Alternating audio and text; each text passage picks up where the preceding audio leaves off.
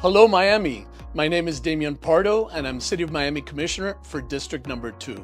We're here today to talk a little bit about Survivors Pathways. This is an organization that we support, City of Miami supports. It's a very important organization, and not enough people know about it. So my guest today, I'm going to start with the CEO of Survivors Pathways, a good friend, I would consider you, Francesco Duberli. And Francesco, can you tell us just a little bit about Survivors Pathways and introduce us to some of your staff? Sure. First of all, thank you so much for being here, Damian. And I also consider you my friend from many, many years. And I thank you for helping us and for the great support that you have given to us. And especially because by supporting Survivors Pathway, you're supporting all those communities that are in need and that are vulnerable and sometimes many highly marginalized. So thank you so much, I appreciate it. Survivors Pathway is a justice center created 14 years ago. And we have been providing services for victims of domestic violence, sexual assault, human trafficking, and many other types of victimizations here in Miami-Dade County. And now we're very proud to be expanded in 7 cities in the state of Florida. Here with us today, we have my dear Rosa Pache. And Rosa is one of our grant managers, but as well, Rosa is dealing with the domestic violence program that we have for Caribbean, African Caribbean women here in Survivors Pathway. So thank you for being here, Rosa. And over there we have Jaima Ocon, who is the director of the transgender program at Survivors Pathway. And Jaima has been with us for many, many years, doing an amazing work serving the LGBT community, but especially Latina transgender women who has been victims of domestic violence, sexual assault, human trafficking. So thank you, Jaima, also for being here. So Francesco, one of the things that occurs to me is, how do you explain your work in a way that's just common? Like, tell us what happens every day? Like, what do you see every day? What do you do every day? Yeah, unfortunately, it's interesting because we live in a beautiful, beautiful city, because Miami is a gorgeous city, but unfortunately, there's a lot of crime, right? And there's a lot of crime happening to those that are much, much vulnerable, right? Especially our immigrants. Latino woman immigrant here that her husband is abusing her, right? It's being submitted to domestic violence. And that woman has 2 children.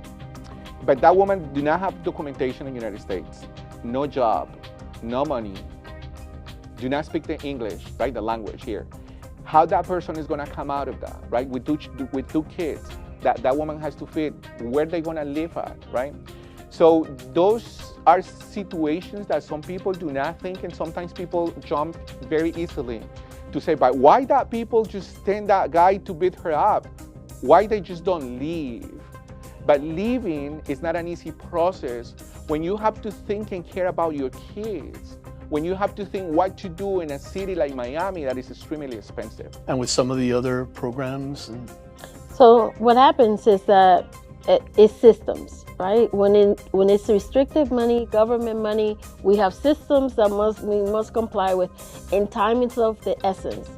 24 hours for a domestic violence victim could mean life or death. So unrestricted funds means that we can move that woman immediately to a safe haven, like a hotel away from the perpetrator. We can immediately provide her and her children with food. We can immediately. So while the system gets it together and finds out if she qualifies, if she meets the standard, we took care of it. She's safe. And by the time they come in, we appreciate it. We appreciate it because now she's going to have long term. But those 24 to 48 hours is crucial. That also applies for the LGBT community. For instance, we have had a transgender woman being trafficked in another state, and we have brought her over to Miami, put her in a safe haven, like Rosa said, and it makes a difference. And that also teaches the community to trust government, because some of these people come from other countries, but they're afraid of law enforcement. Here in this country, here at Survivors Pathway, we are so proud that we had the trans community even have conversations with the different police agencies, which was the first time any other agency ever did so. when they were doing the gentrification of Little Havana.